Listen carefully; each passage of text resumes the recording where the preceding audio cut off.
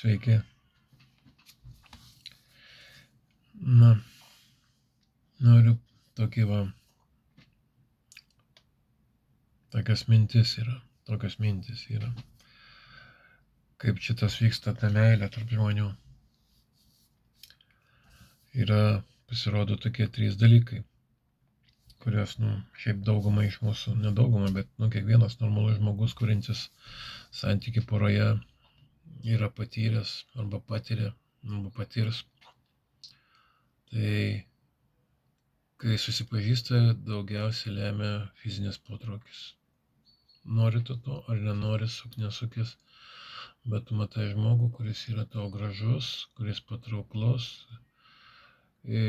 apie kurį gali fantazuoti, kad jisai mane traukia fiziškai, aš norėčiau pabučiuoti, apsikabinti. Tiek ir tie žinai apie jį. Tai čia būtina dalis.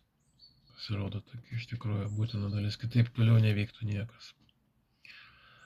Toliau vyksta draugystė, o tai yra romantinis santykis, kada pora, tie 2 žmonės, jie eina į nuotykius, kelionės kažkokias.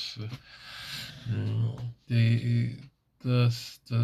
tas etapas motyvuoja sutelkti dėmesį konkrečiai tą žmogų ir tikrintis tarsi, reiškia, daug dalykų ten patiria, reiškia, ne, ten ištikimybės tokie, pasirūpinimo momentai, dalykai tokie yra, paskui, visokie, žinai, darbo pasidalinimo, ta prasme, reiškia, ir šiaip, žinai, tokio, bendrų patirčių, toksai. Ir 3 etapas yra, reiškia, kuris jau yra prisirišimas prie konkretaus žmogaus. Tam 2 etape dar gali būti irgi ten įvairūs santykiai tarp įvairių žmonių, reiškia, tengi mes ne vienas mums patrauklus yra, reiškia, tai galim keliauti grupėje, galim keliauti arba turėti nuotykius su ne vienu žmogumi, su keliais. O jau 3 etapas, kada yra, reikia auginti vaikus ir čia reikalingas prisirišimas prie to partnerio, tai reiškia,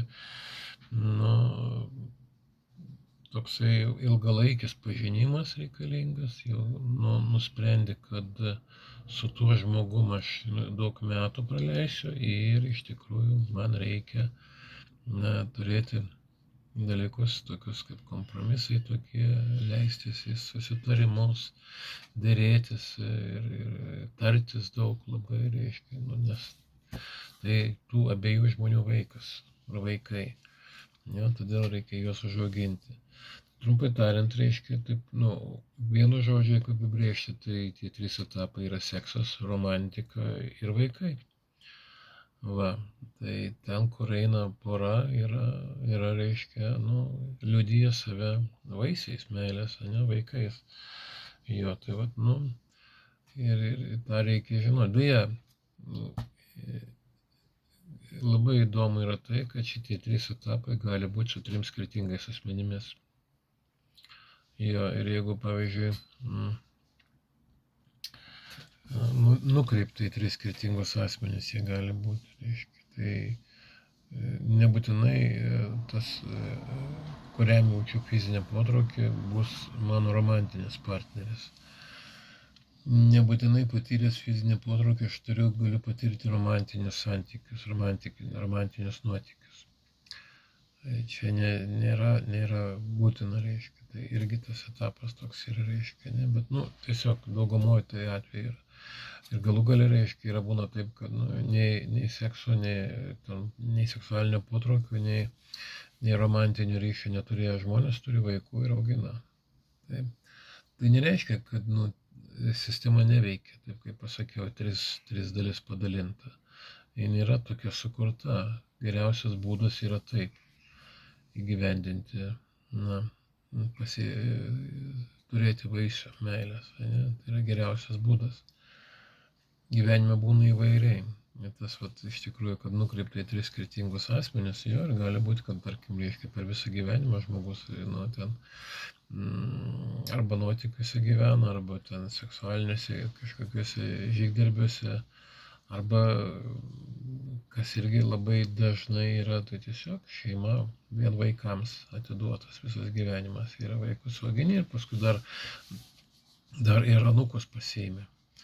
Žinai, nes, daugiau niekas netraukia, ten reikia dėti pastangas, ten reikia save lavinti, ten reikia turėti, jo seksualiniam ryšiui, ten reikia turėti tokią aistrą gyvenimo, tokį norą, žinai.